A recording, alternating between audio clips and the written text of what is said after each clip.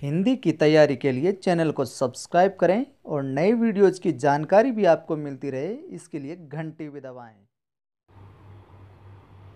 मीराबाई ने लिखा कि इस देही का गर्भ न करना माटी में मिल जासी, यो संसार चहर की बाजी सांझ पड़िया उठ जासी। नमस्कार दोस्तों, स्वागत है आपका एक बार फिर से आलोक की जो हमारी टेस्ट सीरीज चल रही है उसके भाग 39 के अंदर। मैं हूं आपका दोस्त आदि गणेश। वीडियो को ज़्यादा से ज़्यादा शेयर करें, लाइक करें और कमेंट करें। आज हम बात करेंगे गांधी जी जो अध्याय है बनारसी दास चतुर्वेदी कृत, वहाँ से प्रश्नों की। चलिए देखते हैं।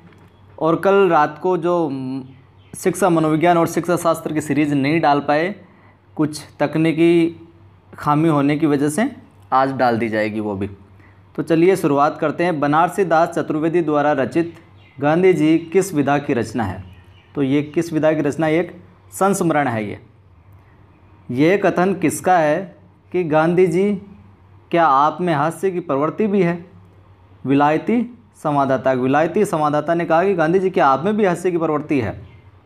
अगला देखिए, तब प्रत्युत्तर में गांधी जी कहते हैं कि यदि मुझ में हास्य की प्रवृत्ति न होती तो मैंने कभी का आत्मघात कर लिया होता। इस प्रकार से पूछा जा सकता है कि यह कथन किसका? तो ये किसने कहा था? गांधी जी ने कहा था। ये गांधी जी द्वारा अपने कमरे में आश्रम की महिलाओं के साथ जो मीटिंग ली थी, उन्होंने मीटिंग की थी, उसका मुख्य विषय क्या था? तो गांधी जी द्वारा गोद ली गई जो अछूत कन्या थी उसको अपने चौके में रसोई बनाना कौन सिखाएगा, ये उसका मुख्य विषय था। और गांधी जी के भतीजे का क्या नाम था? मगनलाल गांधी। पाठ के अंदर पुण्य काम किसको बताया गया है? अछूत कन्या को अपने चौके में बैठलाकर रसोई बनाना सिखाने का जो कार्य है उसको पुण्य काम बतलाया गया है। अगला है कि बापू क्या आपको मेरे चाय पीने का पता लग गया है? ये कथन किससे कहे? लेखक ने बापू से कहे थे। गांधी जी ने लेखक को बातचीत करने के लिए कौन सा समय दिया था? 7 से 7:15 के बीच का समय दिया था कि तुम इस समय मुझसे आकर बातचीत कर सकते हो। लेखक के कथन अनुसार लाठी का मस्तक भंजन नाम किसके द्वारा रखा गया था? माखनलाल चतुर्वेदी के द्वारा रखा गया था। वहीं पाठ में बापू स्वास्थ्य के लिए हानिकारक किसको समझते हैं या किसको मानते हैं? तो चाय को जो बापू है स्वास्थ्य के लिए हानिकारक समझते हैं। अगला प्रश्न है कि बुरी चीज़ों के प्रचार के लिए वोट की ज़रूरत थोड़ी पड़ती है, वह तो अपने आप फैलती है। ये कथन किसने और किससे कहा? बापू ने लेखक से, या यूँ कह सकते हैं बापू ने बनारसी दास चतुर्वेदी से। इस तरीके चतुर्वेदी उनका लेखक का नाम भी आ सकता है सीधा, तो ये भी आप ध्यान रखिएगा। मैंने आपके लिए आधा पौंड जहर रख लिया है।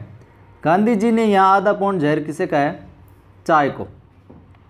लेखक द्वारा आश्रम में देर से पहुँचने पर गांधी जी ने क्या कहा? तो गांधी जी ने कहा कि तुम्हारा टाइम तो बीत गया, अब भाग जाओ यहाँ से, फिर कभी वक्त तय करके आना तुम। यानी कि इससे पता चलता है गांधी जी अनुशासित और समय के बड़े पाबंद थे। जब तक हम लोग आपसे दूर रहते हैं हमारी अक्ल ठीक रहती है, परंतु आपके पास आते ही खराब हो जाती है।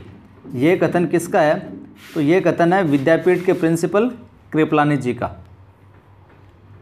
इस पाठ की हम बात करें अध्याय की, तो इसके अंदर हाजिर जवाबी किसको बताया गया? बापू को बताया गया हाजिर जवाबी। बापू मैंने तो आपके खिलाफ मासिक पत्र में बहुत कुछ लिखा है आपके खिलाफ। तो ये कथन किसका है? लेखक का। ये बढ़िया कागज़ हम लोगों को कहाँ मिल सकता है? यहाँ पर काम कीजिए, कहाँ है ये बढ़िया कागज़ हम लोगों को कहाँ मिल सकता है? ये कथन किसका है? बापू का। पाठ में कथन आया है कि मैं तो आपको ज़्यादा दिन जिंदा देखना चाहता हूँ। यहाँ पर गांधी जी किसको ज़्यादा दिन जिंदा देखना चाहते हैं? मोतीलाल नेहरू को। अगला प्रश्न है कि नेजे की कलम और घर की स्याही में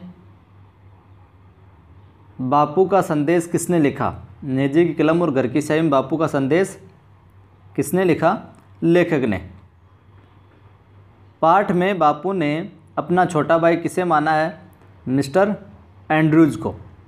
और बापू के दर्शन करवाने के लिए 16-17 आदमियों को कौन लेकर आया था?